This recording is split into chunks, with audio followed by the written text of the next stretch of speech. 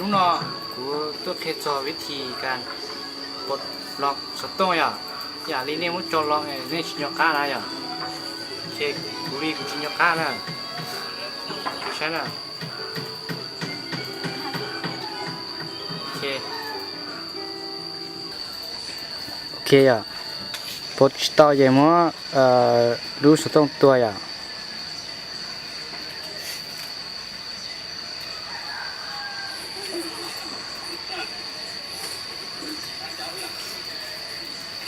ที่นอตัวรถต้องตายเย่เหนี่ยปุ่มpower off นอเดียปุ่มจอเสียงคนจอชนนะเหนี่ยว่าอีชีว่าแกนะตอนนี้นอเย็นเลือกคอยrecovery นะอย่าเราเอากดปุ่มเสียงยาวของนอจะโอเค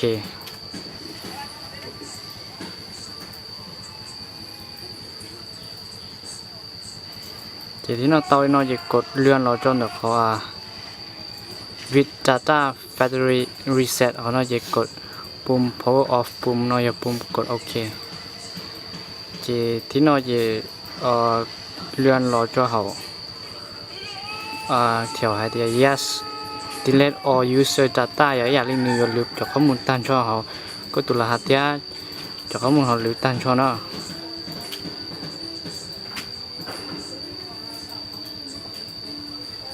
โอเคที่นอจะนิ้วอ่อนเลยนะเจจากแต่ที่นอเราจะจากให้เดี๋ยว reboot system now นั่นจะเนี่ยโอเคจะนิ้วเปิดอัตโนมัติจากก็ใช่ไหม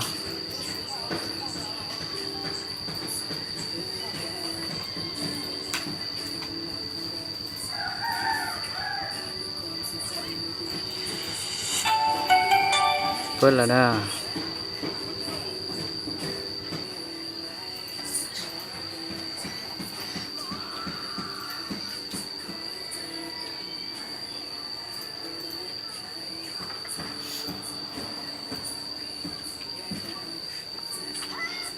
ที่นอนในเต้าจะเลือกแต่ภาษาน่ะภาษาเจกูเลือกภาษาอังกฤษชื่อเขาน่าจะ slash language เจกู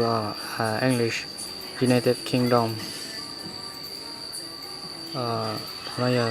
ตัวเบอร์ใช่ไหมตัวเบอร์จะหนึ่งเสียงตัวอัตโนมัติของเรานะจะเนี่ย next เขาเราจะกู้เนี่ย next next Wi-Fi นะ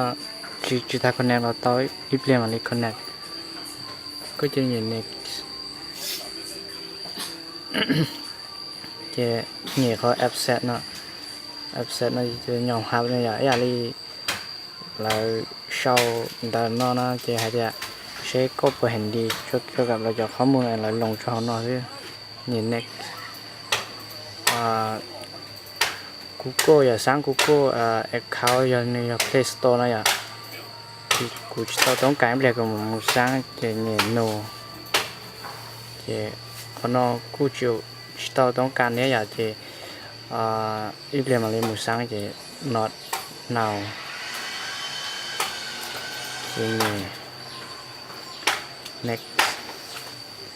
จะคนเราอย่าเลือกเวลาอย่าลีที่อยู่ในที่อยู่ในเป๊ะย้อนเราจะ Indo China Town นี่แรกอินโดจีนแล้วนะจีน next มุนสีเดีย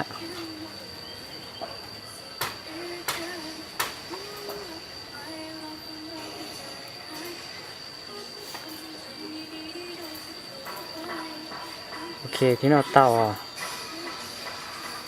โอเค